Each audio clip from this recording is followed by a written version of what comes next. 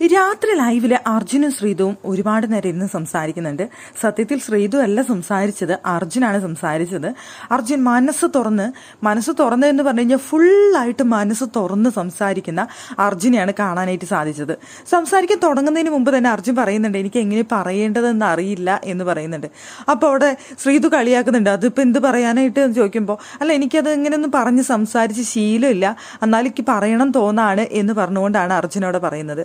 നമ്മൾ എന്നാണ് ഫ്രണ്ട്സ് ആയതെന്ന് എനിക്കറിയില്ല. ഈ ഡെൻ റൂമിലായിരിക്കുന്ന സമയത്ത് ഞാൻ നിന്നെ പലതവണ ഇങ്ങനെ നോക്കിയിട്ടുണ്ട്, പക്ഷെ അങ്ങനെ ഫ്രണ്ട്സ് ആവുമെന്നൊന്നും കരുതിയിട്ടില്ല. പിന്നീട് എപ്പോഴൊക്കെയോ സംസാരിച്ച് അങ്ങനെ ഒരു ഫ്രണ്ട്ഷിപ്പിലേക്ക് വന്നു. ഇപ്പോൾ നിന്റെ കാര്യത്തിൽ ഞാൻ ഭയങ്കര പൊസസീവാണ് എന്നവിടെ അർജുൻ പറയുന്നുണ്ട്. അപ്പോൾ ശ്രീതു ചിരിക്കുന്നുണ്ട്. അപ്പോൾ ശരിക്കും പൊസസീവ് ആണല്ലേ എന്ന് ചോദിക്കുമ്പോൾ അർജുൻ പറയുന്നുണ്ട്, തുടക്കത്തിലൊന്നും ഇല്ലായിരുന്നു, പക്ഷേ ഇപ്പോൾ ഞാൻ അങ്ങനെയാണ്. അല്ലെന്ന് പറഞ്ഞു കഴിഞ്ഞാൽ ശരിയാവില്ല, ഇപ്പോൾ ഞാൻ അങ്ങനെയാണ്. പലതവണ എനിക്കത് ഭയങ്കര പൊസസീവ്നെസ് തോന്നിയിട്ടുണ്ട്. ഇപ്പോഴും എനിക്ക് നിന്റെ കാര്യത്തിൽ ഞാൻ പൊസസീവാണ്. എനിക്ക് വല്ലാത്തൊരു ഇഷ്ടം നിന്റെ അടുത്തുണ്ട്, അത് സത്യമാണ്. ഈ ഇവിടെ നിന്ന് പോയാലും നമ്മൾ തമ്മിൽ ആ ഒരു കോണ്ടാക്റ്റ് ഉണ്ടാകണം എന്ന് ഞാൻ ആഗ്രഹിക്കുന്നുണ്ട്. ഇവിടെയാണെന്നുണ്ടെങ്കിൽ പോലും നിന്റെ കാര്യത്തിൽ ഞാൻ ഭയങ്കരമായിട്ട് കൺസിഡർ ചെയ്യും. നിന്നെ നന്നായിട്ട് ഞാൻ നോക്കുന്ന ഒരു കൂട്ടത്തിലാണ്. എനിക്ക് ഇഷ്ടപ്പെട്ട ഒരാളെ ഞാൻ നന്നായിട്ട് കെയർ ചെയ്യുന്ന കൂട്ടത്തിലാണ്. എല്ലാവരും ഞാൻ അങ്ങനെ തന്നെയാണ്, പക്ഷേ എനിക്ക് ഇഷ്ടം തോന്നിക്കഴിഞ്ഞാൽ ഞാൻ ഒരുപാട് കെയർ ചെയ്യും. അങ്ങനെ നിന്നെ ഞാൻ കെയർ ചെയ്യണമെന്ന് ആഗ്രഹിക്കുന്ന വ്യക്തിയാണ് ഞാൻ എന്ന് പറയുന്നുണ്ട് അർജുൻ.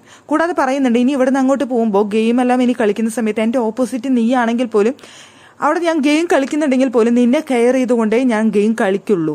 നിനക്ക് ഒരു കുഴപ്പം വരാത്ത രീതിയിൽ ഞാൻ ഗെയിം കളിക്കാൻ നോക്കുള്ളൂ. ഇനി അല്ലാതെ തന്നെ എന്തെങ്കിലും സംഭവിച്ചു കഴിഞ്ഞാൽ, നിനക്ക് എൻ്റെ അടുത്ത് ദേഷ്യം തോന്നിക്കഴിഞ്ഞാൽ നിനക്ക് എൻ്റെ അടുത്ത് പറയാം, അല്ലെങ്കിൽ എന്നോട് വഴക്കിടാം, ഒക്കെ ചെയ്യാം. ഇപ്പോൾ 2 ദിവസം മിണ്ടാതിരിക്കാം, പിണങ്ങാം, ഒക്കെ ചെയ്യാം. പക്ഷെ ഞാൻ നിൻ്റെ അടുത്ത് വന്ന് സംസാരിക്കും, ഞാൻ മിണ്ടും, ഞാൻ സംസാരിക്കാനായിട്ട് നോക്കും. നീ എൻ്റെ അടുത്ത് മിണ്ടണ്ട എന്ന് പറഞ്ഞു കഴിഞ്ഞാൽ ഓക്കെ എന്ന് പറഞ്ഞാൽ ഞാൻ തിരിച്ചു പോയാലും പിന്നീടും വന്ന് ഞാൻ നിൻ്റെ അടുത്ത് സംസാരിക്കാനായിട്ട് നോക്കും. കാരണം നീയുമായിട്ട് ആ ഒരു ഫ്രണ്ട്ഷിപ്പ് ബ്രേക്കപ്പ് ചെയ്യാനായിട്ട് എനിക്ക് താല്പര്യമില്ല എന്ന് അർജുൻ പറയുന്നുണ്ട്. ഇതുപോലെ തന്നെ കണ്ടിന്യൂ ചെയ്യണം, എനിക്ക് അവസാനം വരെ കൂടെ വേണം എന്നാണ് ഞാൻ ആഗ്രഹിക്കുന്നത് എന്ന് അർജുൻ പറയുന്നുണ്ട്.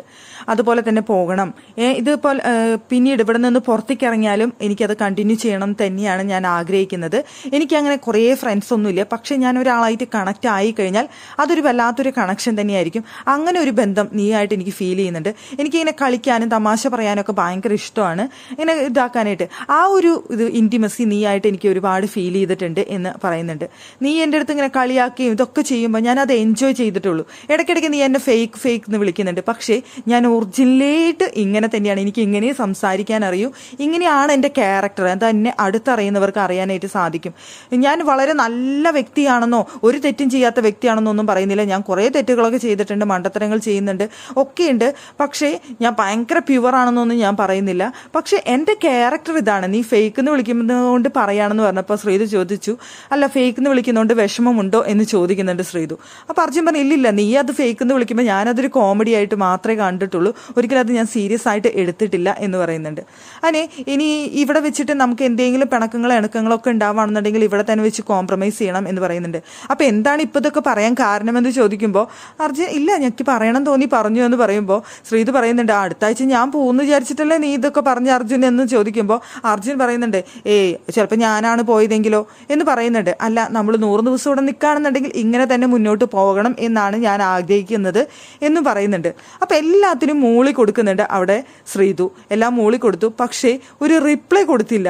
ആ റിപ്ലൈ കൊടുക്കാത്തത് കൊണ്ട് തന്നെ അതിനുശേഷം പിണങ്ങി കിടന്ന് അർജുൻ ഉറങ്ങുന്നുണ്ട്, തിരിഞ്ഞു കിടന്ന് പിണങ്ങി കിടന്നിട്ട്. അപ്പോൾ ശ്രീതു ചോദിക്കുന്നുണ്ട്, ഞാൻ മറുപടി പറയാത്തോണ്ടാണോ എന്ന് ചോദിക്കുമ്പോൾ അവൻ പറയുന്നുണ്ട്, അറ്റ്ലീസ്റ്റ് ഒരു റിപ്ലൈ തരാലോ എന്ന് പറയുന്നുണ്ട്. അല്ല, എനിക്ക് അങ്ങനെ ഘോര നീ പ്രസംഗിച്ചു കഴിഞ്ഞപ്പോൾ എനിക്ക് മറുപടി തരേണ്ടത് എന്താണെന്ന് അറിയില്ല, അതുകൊണ്ടാണെന്നൊക്കെ പറഞ്ഞപ്പോൾ അർജുന് ഭയങ്കരമായിട്ട് ഫീൽ ചെയ്തിട്ട് അർജുന് വീട്ടിൽ നിന്ന് വന്ന ഫോട്ടോയൊക്കെ കെട്ടിപ്പിടിച്ച് മിണ്ടാതെ തിരിഞ്ഞു കിടന്ന് ഉറങ്ങുന്നുണ്ടായിരുന്നു ശ്രീതുവിൻ്റെ അടുത്ത് പിണങ്ങിയിട്ട്.